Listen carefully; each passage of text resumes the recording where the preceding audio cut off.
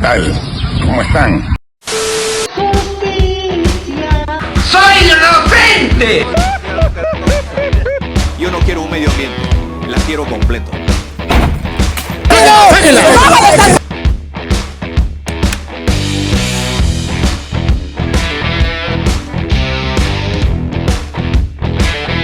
Hoy, 9 de diciembre del 2024, se cumplen 200 años de la batalla de Ayacucho. La batalla que definitivamente nos independizó, la batalla que a nivel histórico es importante porque concretó la independencia del Perú. Y en ese contexto tenemos que recordar una fecha a la que todavía estamos cercanos, que es el pasado 7 de diciembre, en el que se cumplieron 2 años del intento de golpe de Estado de Pedro Castillo y 2 años ya con Dina Boluarte. Y en ese contexto tenemos que hacer un análisis sobre lo que pasó la última semana con respecto al escándalo de las frivolidades de la Presidenta de la República. Un gobierno que se encuentra en un momento especial y delicado gracias precisamente a estas frivolidades que comentaba. Tenemos que hablar de algo que se comentó la semana pasada, una posibilidad, la vacancia de Dina Boluarte. La semana pasada se confirmó lo que todos ya sabíamos. Betito Tarola salió a decir ante la Comisión del Congreso de la República que efectivamente Boluarte se había hecho una intervención, que era por motivos de salud, pero terminó embarrando a Dina Boluarte. Esa es la situación. En una evidente reacción de venganza de Betito Tarola, porque sabemos las condiciones en las que lo retiraron, y pues ahora va a ir poco a poco soltando datos que van a ir perjudicando al gobierno de Dina Boluarte. A raíz de estas declaraciones han surgido, como Dina llamó, rumores de vacancia. Pero más allá de rumores, ¿podría tratarse de una posibilidad? Miren, surgen algunas preguntas que tenemos que responder para poder entender este tema. Primero, lo importante. Para considerar una vacancia tendríamos que considerar una infracción constitucional. Entonces la pregunta es evidente. ¿Hubo infracción constitucional? Miren, antes de darles mi interpretación, antes de darles mi respuesta, antes de darles mi opinión, mi perspectiva al respecto, vamos a consultar, vamos a corroborar opiniones de especialistas para que vean que no soy yo alguien que no es abogado, solamente es comunicador, periodista, sobre la infracción constitucional, si hubo o no. Vamos con Andy Carrión, un abogado que es bastante consultado por los medios. Andy Carrión dijo, sí hubo infracción constitucional. El problema no está en si la operación fue estética o por salud, sino en el porqué de no haber comunicado o transparentado la situación. Se debe saber entonces quién ejerció el poder durante esos 12 días de ausencia. Esto según Andy Carrión. Por otro lado, Eric Urbina, también consultado por Diario El Comercio, dijo que sí hubo infracción constitucional. Dice, no es un tema menor. Como cualquier persona que trabaja y tiene funciones, si es que va a someterse a una intervención quirúrgica que le va a impedir realizar sus funciones con normalidad, lo que tiene que hacer es pedir permiso, lo que se le reclama a Dina Boluarte, y no hizo. Entonces, ya van dos personajes que dicen que sí hubo infracción constitucional. Por otra parte, Juan Jiménez Mayor, ex ministro, dijo que sí hubo infracción constitucional. Cuestionó la falta de comunicación de Dina Boluarte, y cito, sobre la intervención quirúrgica de la presidenta Boluarte, constituye una violación del artículo 114 de la Constitución. Y luego vamos a hablar específicamente de este artículo, que es el que fundamenta el hecho de que haya habido una infracción constitucional. Por su parte, la vicepresidenta del Congreso de la República, Patricia Juárez, minimizó la situación, dijo, si la señora Boluarte tuviera un problema de apendicitis, ¿la vacamos?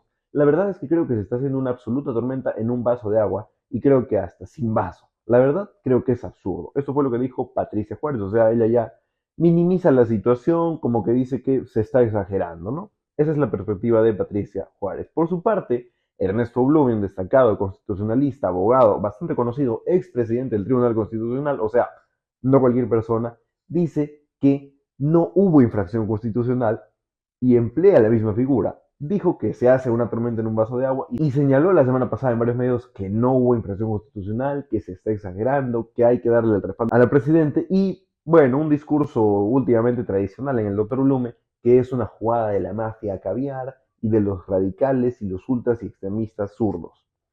Que puede tener sentido, pero vamos más allá de eso. No nos quedemos en pensar si fue la DBA, si fueron los caviares, si fueron los rojos, si fueron los...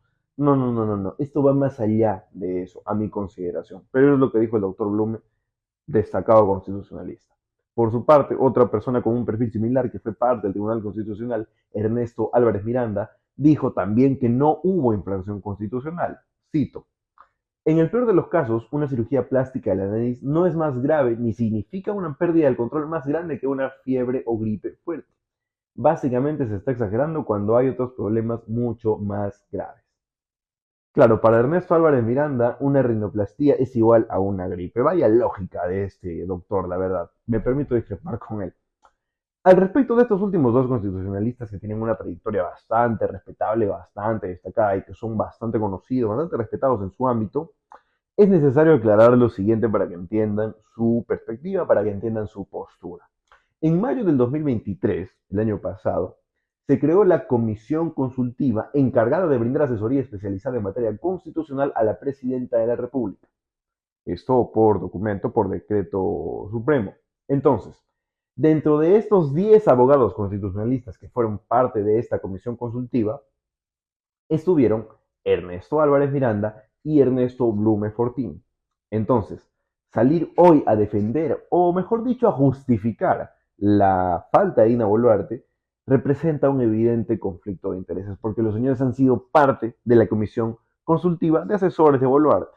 Ahora ya no forman parte de esa comisión, ya esa comisión prácticamente no está trabajando. En el caso del doctor Ernesto Blume es abogado ad honorem en cuestiones constitucionales de Dina Boluarte, entonces hay un evidente conflicto de intereses, su postura no va a ser imparcial porque ya han apoyado a Dina Boluarte. Me cuesta la verdad entender por qué dos constitucionalistas, por qué dos abogados de tal trayectoria deciden, para mí, manchar su carrera tratando de defender a la señora Dina Boluarte, que es indefendible lo que está haciendo. Entonces, me confunde bastante, pero quería darles este dato para que entiendan la postura de estos dos especialistas. Lo cierto es que sí, existe el artículo 114 del punto 1 que señala la figura de la incapacidad temporal ante la cual se aplica la suspensión temporal del cargo y asume a quien le corresponde por constitución el titular del Congreso de la República, quien en ese entonces era Alejandro Soto, de Alianza para el Progreso, congresista por Cusco. Por lo tanto, sí hubo infracción constitucional. Hay abogados, independientemente, que avalan esta posición. Y hay otros abogados que de una u otra manera tienen simpatía o defienden a Dina Boluarte, entonces tienen que salir a decir este tipo de cosas. Resuelta la pregunta, sí hubo infracción constitucional. La siguiente pregunta es entonces, ¿se ha presentado una moción de vacancia? No. Se estuvo hablando de posibles mociones de vacancia, de hecho Susel Paredes estaba tratando de presentar una, no alcanzó los votos necesarios para poder ser presentada, o sea, y a la interna en el debate no alcanzaba los votos, entonces no ha prosperado. Sucede todo lo contrario en el Congreso de la República. Han salido a respaldar a Dina Boluarte. Por ejemplo, APP, a través de Alejandro Soto, salió a decir que APP no va a respaldar ninguna moción de vacancia. O sea, el Congreso quiere mantener ahí a Dina Boluarte. Luego vamos a hablar de si realmente es una posibilidad o no. Ahora, una cosa que sí se dio la semana pasada es que se presentó una denuncia constitucional. Margot Palacios, congresista, presentó esta denuncia contra Boluarte por ausentarse del cargo, omisión de funciones y generar un vacío de poder. Este es el inicio de todo un proceso bastante largo en el que la denuncia debe ser recepcionada por el Congreso de la República, se realiza la investigación preliminar, se elabora un informe final y de ahí pasa a la comisión permanente. La comisión permanente decide entonces si manda al Pleno o no esta denuncia constitucional y es el Pleno el que tomará la decisión al respecto de esta denuncia constitucional. O sea, la denuncia constitucional es un precedente, ya es un paso, pero quieras o no, debilita la figura del gobierno de Dina Boluarte.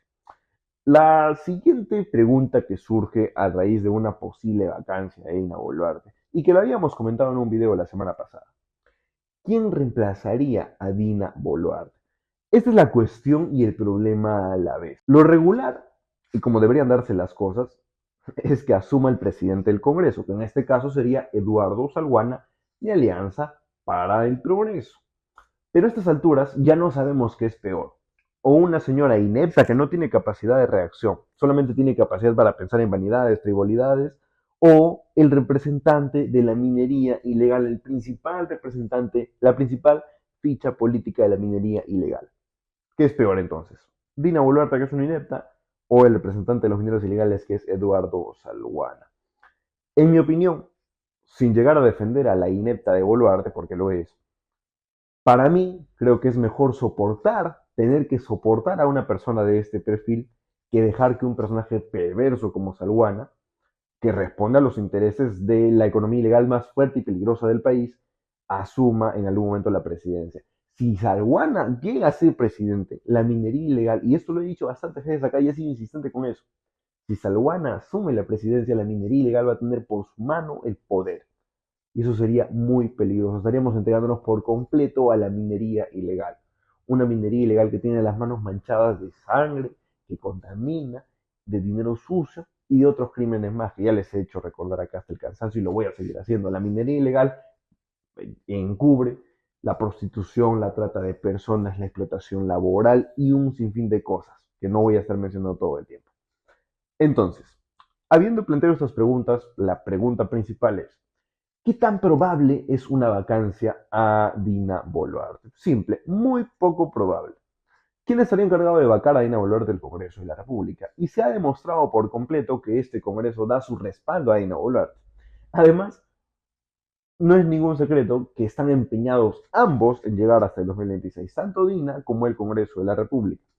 Y para llegar hasta el 2026, por mientras el Congreso de la República la necesita 6 meses más. Faltando un año para que termine el periodo de presidencia, o sea, faltando un año para que termine el gobierno de Boluarte, el Congreso la puede vacar sin tener que convocar inmediatamente elecciones porque ya faltaría un año.